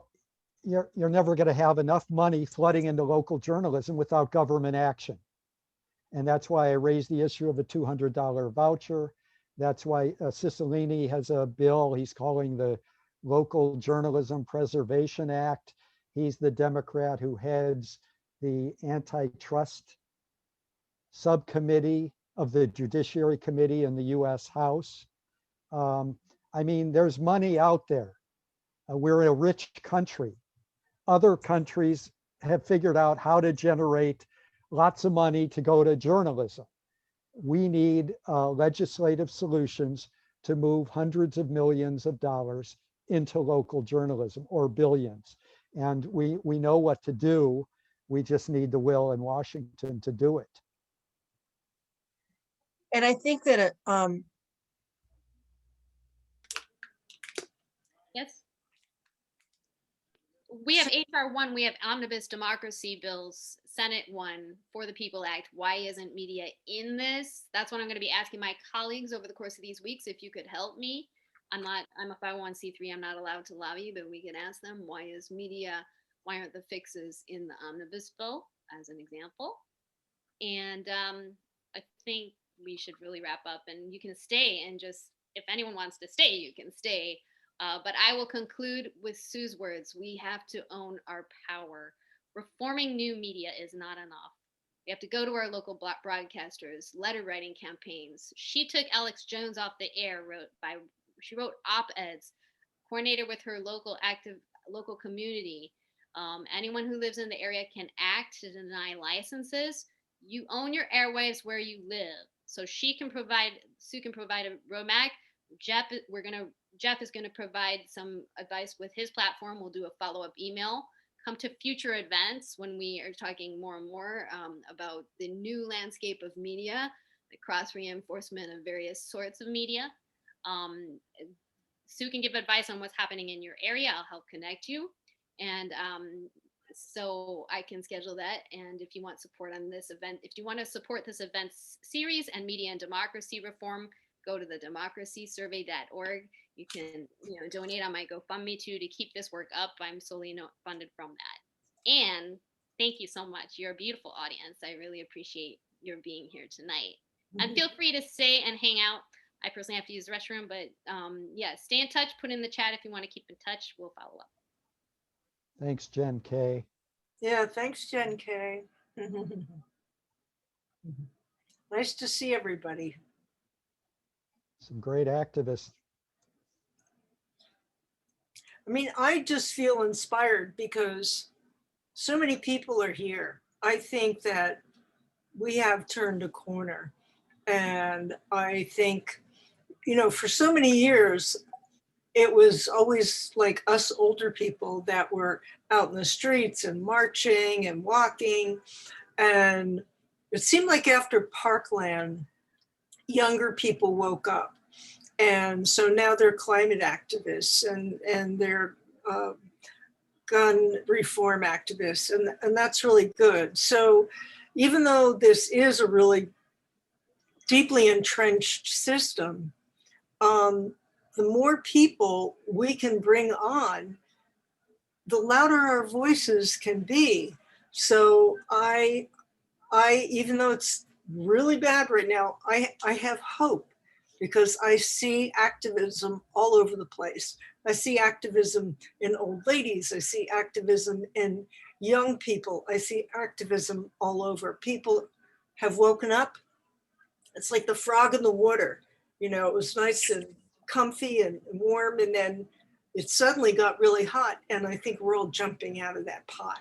Yeah. Hey, Jen, I'd say too, because I work on Jen's website, and one part of it is getting these personal stories. We're getting more and more young people responding. So I just said, don't count the youths out. And,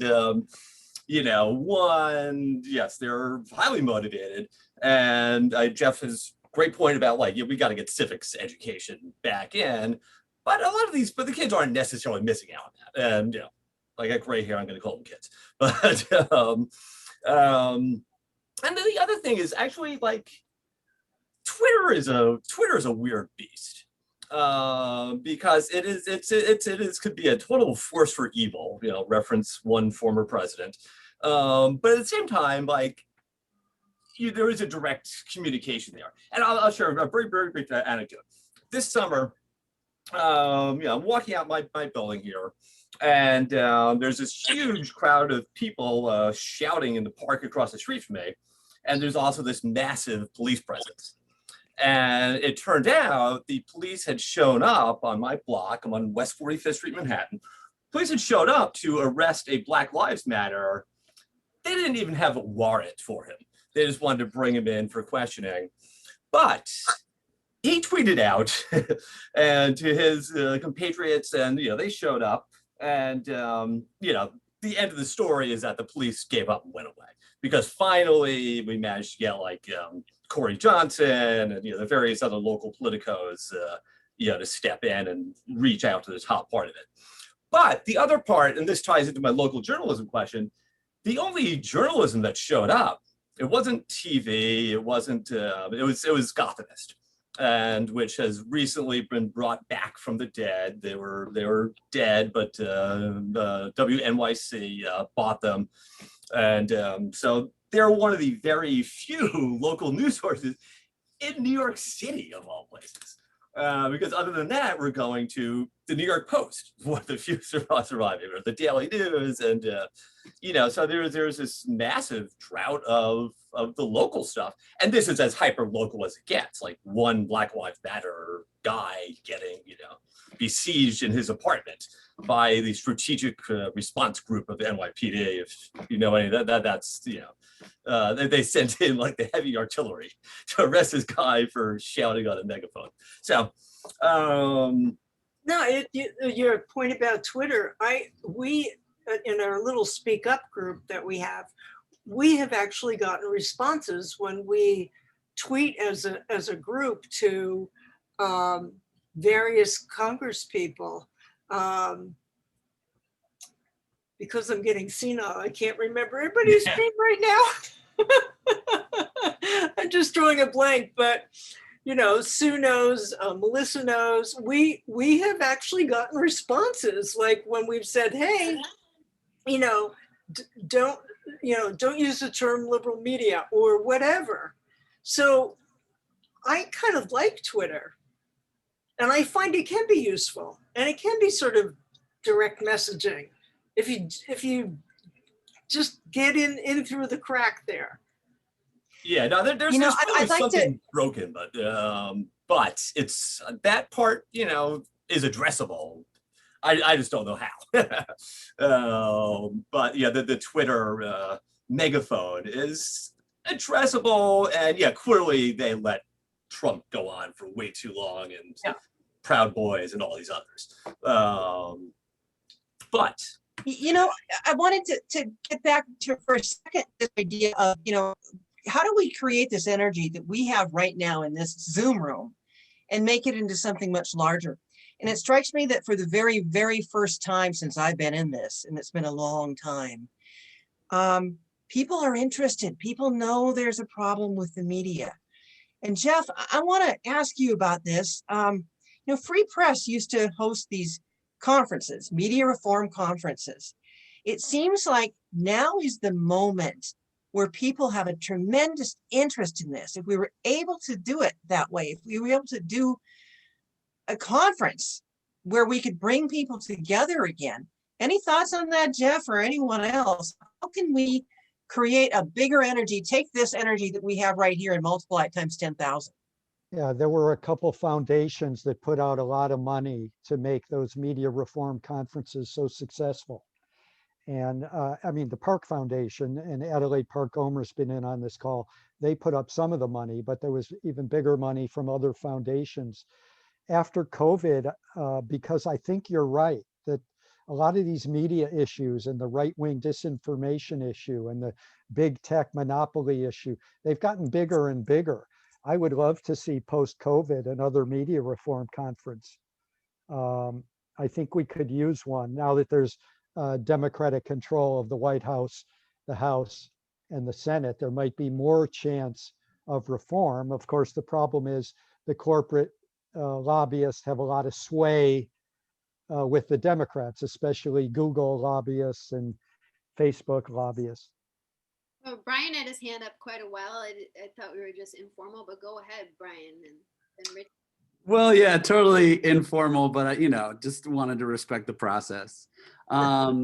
So my name is Brian, originally from Brooklyn, and I live in St. Cloud, Minnesota, building out a van to live in currently. But I'm involved with Persist Brooklyn, and they have a group, Media and Democracy Group. Yes, hi Jen, you did a screening of Jen's movie. It was awesome. And then we're rolling out this other sort of offshoot group called the Media Accountability Squad, somewhat modeled after Truth Brigade and what Indivisible is doing with that. But I just want to speak to a couple of things that have been said, and especially I want to speak to the last 5 minutes or so. And, Sue's talking point, I'll call it a talking point, Sue, sorry, about, owning your power and understanding, what you can do. And I think that it's hard for us to understand what we individually can do about media accountability, right? And that's where I'm coming from. That's what I've been spending a lot of time thinking about, right? The group from Persist originally started as media lies, disinformation, what can activists do? That was literally the name of the group. And we're trying to figure out things that can be done. And first, before I forget, I just want to encourage everyone who's been in this call and who's been talking or listening to recognize the point that was just being made about getting a conference together, post-COVID or something like that. There is an unbelievable groundswell of interest and energy around media reform. And really, in the same way that we view this midterm window as being short and imperative to get action done, I would really say that there's sort of that type of window length that exists to build upon this groundswell of media activism and interest in media and media accountability. And so I would just encourage everyone here who's been inspired in any way by the speakers tonight to really think about what it is that you can do. If you're already in an activist group, which is likely because you're in this conversation and you're at this Zoom, how can you be that voice in your activist group and in your community about media reform and about media accountability? What time are you willing to give to it? What books are you willing to read and recommend? What Zoom calls like this are you willing to send to friends and get them engaged? It's literally those kinds of things. Like when we think about Ann Nelson's book Shadow Network, and we think about Rick Perlstein was heavily in Jen Senko's movie. When we think about their work, those people have chronicled the passion that has led to this oppressive right-wing media and information ecosystem that we live under. We must gather together and as best we can match that passion. We believe that their passion was born of evil and, small-minded grievance. And whatever motivates us, we better be, I'm channeling that quote, we better be as passionate as they were about these issues. I didn't start talking to plug my group, but I will put the form for my group into the chat. What we've started to do is focus. We need to have some kind of focus. What we've started to do is just focus on these Sunday shows because we can't tolerate normalization, right? Dan Sullivan was just on a Sunday show this week. He carried the big lie. He put out a letter 3 days after the insurrection, capitalizing on the need for voter integrity because clearly millions of Americans doubt the integrity of the elections. Well, I wonder why, Dan Sullivan, right? But then Jonathan Karl doesn't challenge him on that at all, right? And so what's going to happen for the next year and a half is that these Sunday shows and all cable news and, the ABC and the CBS evening shows, all of those shows are going to platform these people and just continue the tide of normalization that is overwhelming. I always think about Chuck Todd having Paul Manafort on in 2016 and pretending he was a normal political Washington guy.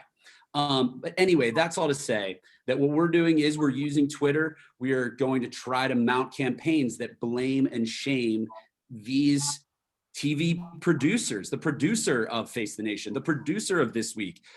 We want those people to know that people are watching and people care, that they're not doing baseline journalism, right? And my last thing that I want to say before I forget is that in terms of owning your own power and having your own power, that whole point that Jen was kind of making, I think, about people on Twitter. One thing that the Media and Democracy Working Group at Persist Brooklyn encourages our members to do is to directly engage with journalists whenever we see some bit of normalization, both sidesism, false equivalency.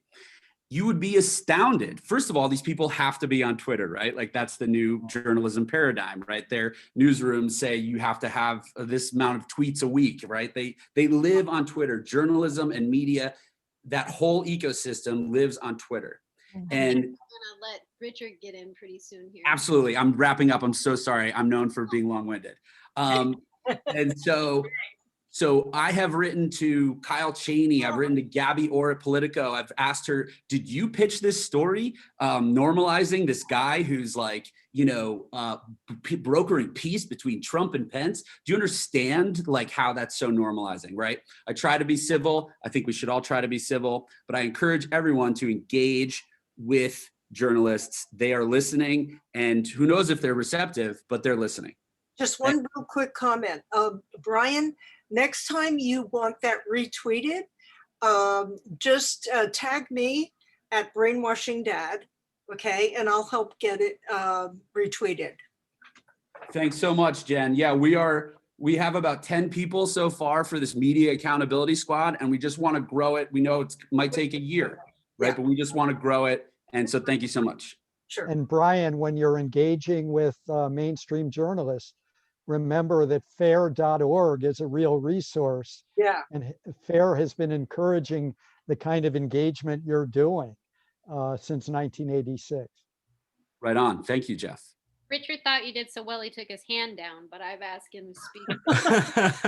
Sorry to be so long-winded. No, it was perfect. I mean, like, it was really good. I just want to thank you for the event. I want to touch on something brought up earlier about the young people. Like me, I'm 20 years old, and I've created classes within like so I went to Urban Assembly. So I attend CCNY and in Manhattan, and I've created classes for civic engagement, kind of like adjusting media literacy in one high school, and that got attributed to 26 different high schools across New York City. So I do feel like and that's just like making a workshop and one presentation, and like teachers saw it and loved it and wanted to like mock it for their own thing. So I do think that like the young are, but what I also want to point out too is just like it's just with like the right-wing media, it's like they appeal to those who aren't interested, if that makes sense. So it's like trying to find these like avenues and trying to find these like windows where finding people in this room who are motivated and who do care isn't easy, but it's more feasible than appealing to the masses. For example, like the voting, like almost half the country didn't vote and didn't participate. So it's like trying to find ways to appeal into finding make civic engagement attractive and make media literacy attractive to increase in numbers. So I guess that's kind of my question. Is like, how do we then, kind of beat the right into appealing to that audience, the people who don't know how to, who aren't interested in, and like appealing to their needs? It's kind of my question. Richard, have you been in touch with the Project Look Sharp based in Ithaca? No. They would love to meet you. They put out all this material and they work with activists to get media literacy into high schools and junior highs. You're 20 years old. They would love to hear from you. Jen K can probably put you in contact with them. Thank you.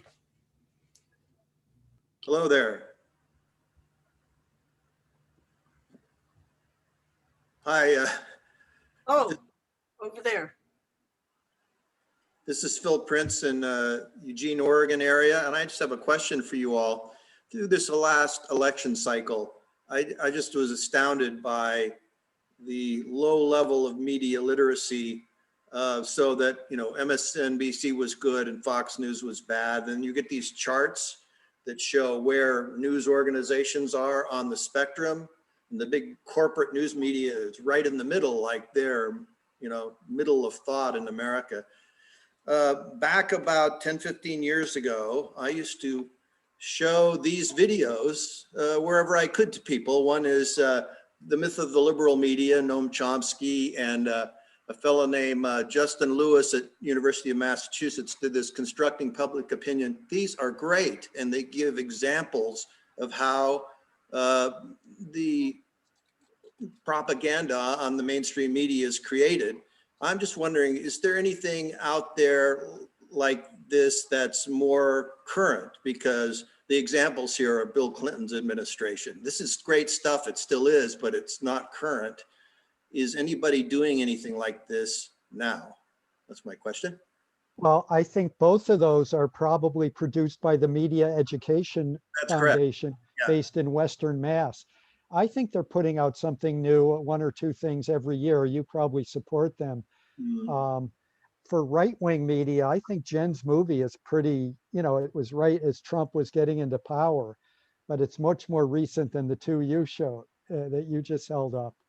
I'm not aware of anything in the last year or two.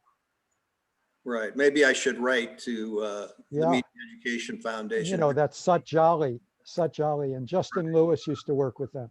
They take issues and show how they're twisted to get the effect that people want. And that's just really valuable information.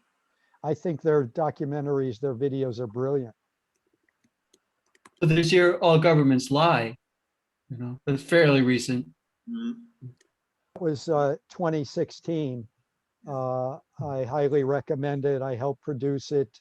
All Governments Lie, Truth, Deception, and the Spirit of I.F. Stone.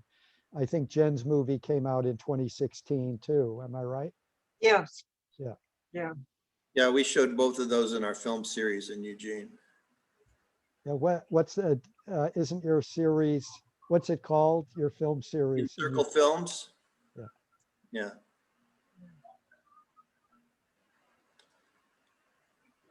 Damn, I don't want to have to do one myself. I hope there's others. No, I'm sure there's something happening. I just can't. I expect Media Education Foundation in Western Mass has probably got something new cooked up. They did the best documentary on US media bias against Palestinians and apologizing for Israeli crimes. Right. That's an amazing documentary of the last 5 years. One thing I noticed recently is I've actually been getting checks from the Films Media Group that sell to libraries and schools. And for years, I wasn't, but I can say that has picked up in the last 6 to 8 months that I'm getting checks. So that means that libraries and schools are buying Brainwashing of My Dad. I'm a little which is great. I mean, we need this. Your film is so groundbreaking because it strikes to the heart of where we are. Okay, what I did is really up here at the head, but you strike to the heart. There was a very good film that was on CNN maybe 6 months back, and I'm having trouble remembering the name.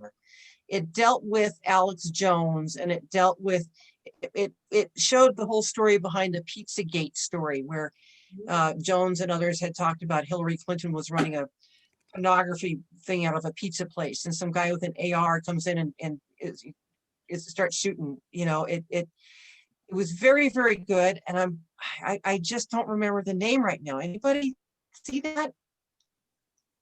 Sounds good. I'd have to look at my Twitter feed because I know I promoted it, but I can't remember the name right now. I think it was called Pizzagate. CNN, you said? It was either on CNN or on HBO, but it was produced by a CNN I think I just watched this. Let me find it. Good.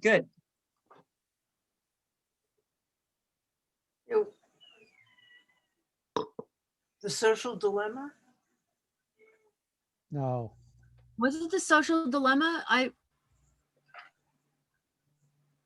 think that was a PBS documentary about social media platforms, no? I thought it mentioned Pizzagate. I'm trying to think because I saw it recently too.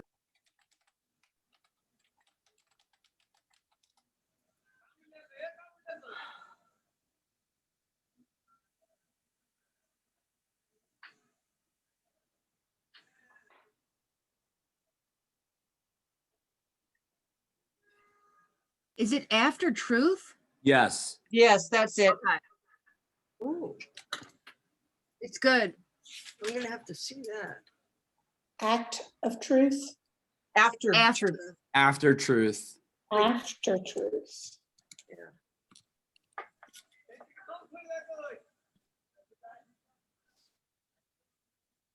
Well, folks, I'm going to probably wave goodbye now. I'm so darn grateful to be here with all of you. Thank you, Jennifer Carius, for setting this up. Is she still here? Yeah, it was a great turnout tonight. Not everybody jumped on, but Good job, Jennifer. thank you, speakers. Thank you, audience. It was wonderful to Thank you. together.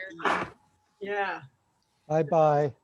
Bye, and Time to get in pajamas. have a great rest. We'll all be in touch still. Jeff, Okay. there was one person who couldn't get on. I'm gonna text you about it. Have a great night, everybody. Stay in Okay. Thanks, Jen. See you guys. Bye, thanks.